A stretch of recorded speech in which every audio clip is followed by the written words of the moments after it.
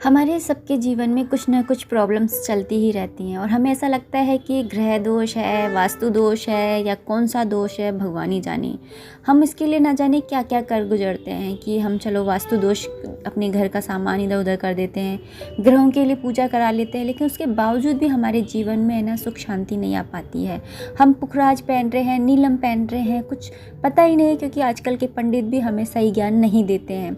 आज की वीडियो में मैं आपको बताऊंगी एक ऐसी छोटी सी ट्रिक जिसके द्वारा आप अपने जीवन में जितने भी ग्रह नक्षत्र हैं उनको ठीक कर सकते हैं। जो मॉर्निंग की आपकी दिनचर्या है उसमें आपको थोड़ा सा चेंज करना होगा, बस वही आपको बताने वाली हूँ। और उस चेंज से आपके ग्रह नक्षत्र कैसे एक्टिव होंगे, कैसे इफ़ेक्टिव होंगे, कैसे आपको लाभ देंगे, ये भी मैं आपको बताऊंगी।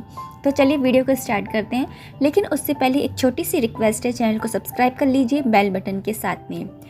अपने ग्रहों और नक्षत्र को अनुकूल बनाने के लिए आपको सुबह सुबह उठ कर के कुछ काम हैं जो करने होंगे। तो चलिए जान लेते हैं वो काम।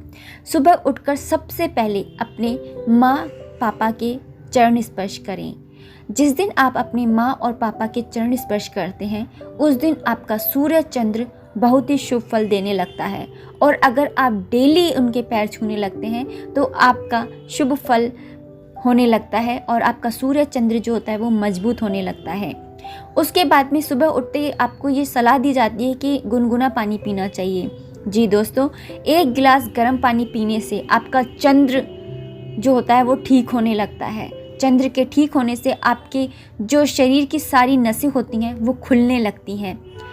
इसके अलावा हम गर्म पानी पीते हैं, उसके बाद में ये कहा जाता है, बच्चों को भी सिखाया जाता है कि दांत साफ़ कीजिए। तो दांत साफ़ करने के बाद में और फिर सैर पर निकल जाइए और घास जहाँ पर भी मिले वहाँ पर नंगे पैर चलना स्टार्ट कर दीजिए। दांत साफ़ करके घास पर चलने से आपका बुध ग्रह बलवान होने लगता है।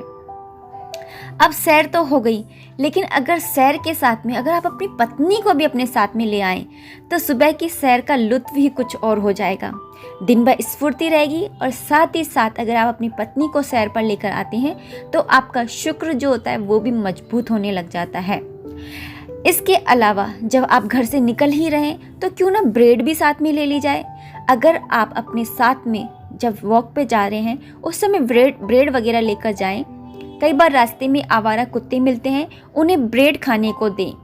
इससे आपका केतु भी अनुकूल होगा, क्योंकि कुत्ता जाति को माना गया है दरवेश। इसकी प्रार्थना करती प्रभु के घर में प्रवेश।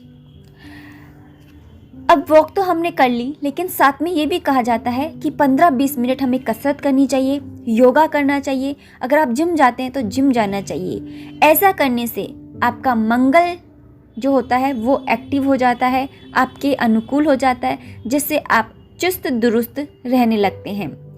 इसके बाद में जब आपने कसरत कर ली उसके बाद में आप नहाने तो जाएंगे ही, तो नहाने से पहले अगर आप अपने शरीर पर सरसों के तेल से मालिश करते हैं तो आपकी शनि की कमी भी दूर हो जाएगी। उसके बाद में स्नान कर लीजिए। स्नान करने के बाद में, नहाने के बाद में श्रद्धा के अनुसार पूजा पाठ करें।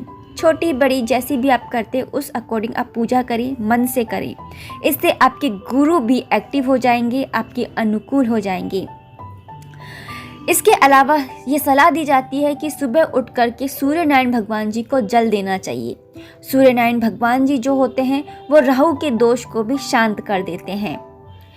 इसी के साथ में जब हम घर दुकान खोलते हैं या घर के बाहर हमारे मोहल्ले में सफाई कर्मचारी झाड़ू लगाने आते हैं या कचरा उठाने वाली गाड़ियां आती हैं आजकल, तो उन्हें आप पानी पिलाएं, उन्हें कुछ खाने के लिए दें। इससे आपका राहु की जो आशीष होती है वो मिलने लग जाती है। अगर आप यह काम प्रतिदिन नियम से करेंगे तो आपके जीवन में अनुशासन आएगा, और जब अनुशासन आता है तो सूर्य आपके अनुकूल होने लगता है, क्योंकि वक्त की पाबंदी सीखनी है तो सूर्य से सीखें।